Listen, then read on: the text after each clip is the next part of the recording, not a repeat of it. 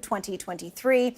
He is also a former Minister of Justice and Attorney General. Mr. Cotler, thank you so much for your time tonight. Good to be with you.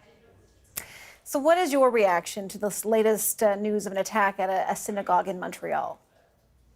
Well, you know, before October 7th, which has been characterized as the worst day in Jewish history since the Holocaust, we already were witnessing alarming rises in anti-Semitism.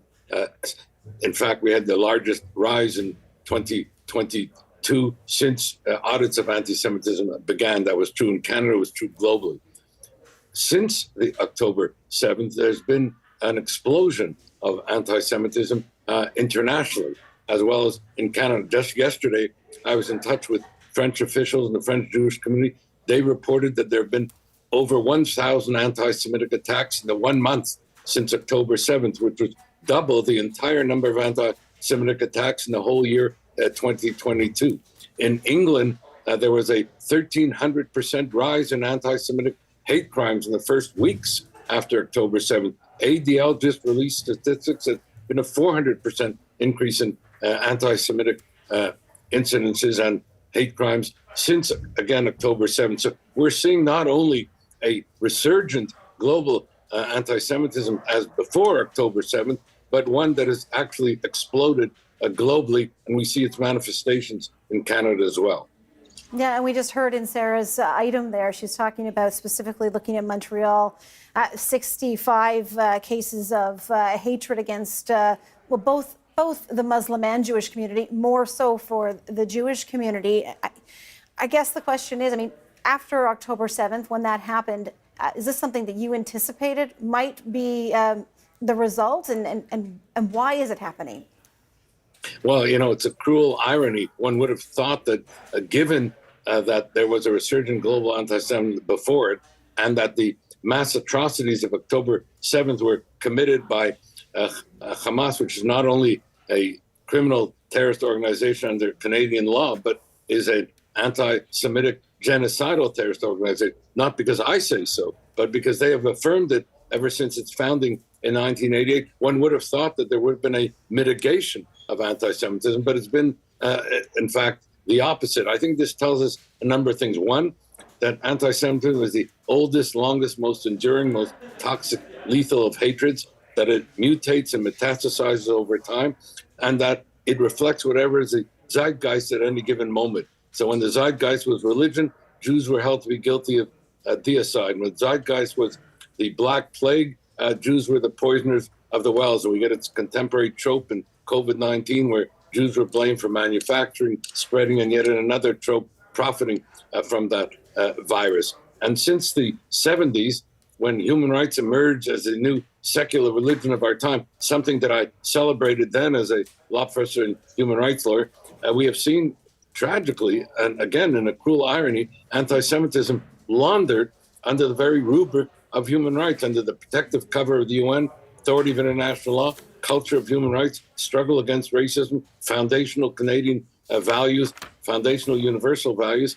And this, I think, underpins a lot of the toxicity of the anti-Semitism we're seeing. And I think the important lesson that I came away from my own role as special envoy, one was the conventional paradigm of combating anti-Semitism from the far right, far left, radical Islam is insufficient. What we've been witnessing has been a normalizing, a mainstream, a legitimation of anti-Semitism in the political, popular, campus culture and the like. And the second thing, a historical lesson that anti-Semitism is toxic to our democracies, an assault on our common humanity, the canary in the mineshaft of global evil, so that, as we've learned only too painfully and too well, that while it begins with Jews, it doesn't end with Jews. And so we need a whole of government, a whole of society commitment to combat it, to protect our democracy. Right, and that brings me to my next question. Deborah Lyons has been appointed the new special envoy.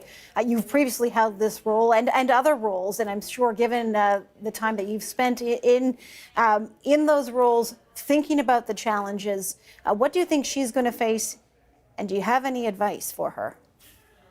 Well, I've been speaking with Deborah Lyons, as she's an old friend and colleague. I was trying for 18 months now to get her to undertake this responsibility. And I'm delighted she's the right person in the right place at the right time. But she's coming in, as I said, at a time when we're witnessing a global incendiary anti-Semitism. She will have to combat the anti-Semitism in the social media. There's been an exponential rise in that, an exponential rise in anti-Semitic hate crimes. So we have to deal with both prevention and protection in that regard. The importance of education, anti-Semitism, not just questions of Holocaust education, and that we're all in this together, as I say, to protect our common humanity. She's the right person, and I think she shares the need at this point, something that I put out when early on as special envoy, a national action plan to combat anti-Semitism, a whole of government strategy anchored in a whole of society strategy, and all linked to our common humanity. Mr. Cotler, before I let you go, I really want to ask you about the hostages still being held. At least 240, it sounds like, still being held by Hamas. I know you've been in touch with some of the families of those hostages. What's your take on what might or needs to happen next in terms of their release?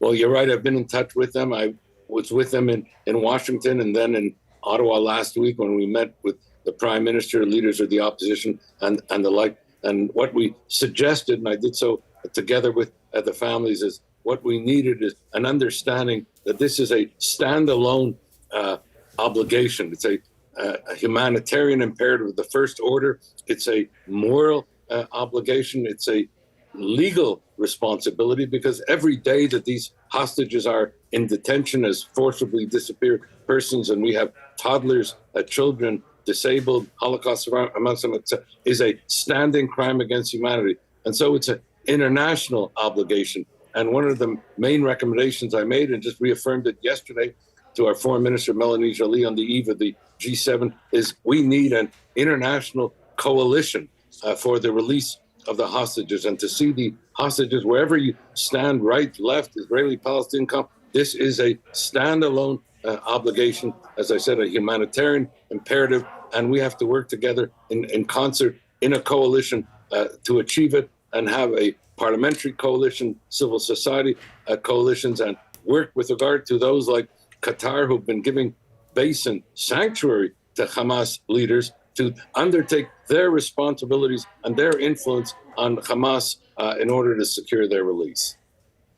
Irwin Cotler is the international chair of the Raoul Wallenberg Center for Human Rights, also Canada's first special envoy in preserving Holocaust remembrance and combating anti-Semitism from 2020 to 2023. Very much appreciate your time tonight, sir. Good speaking with you.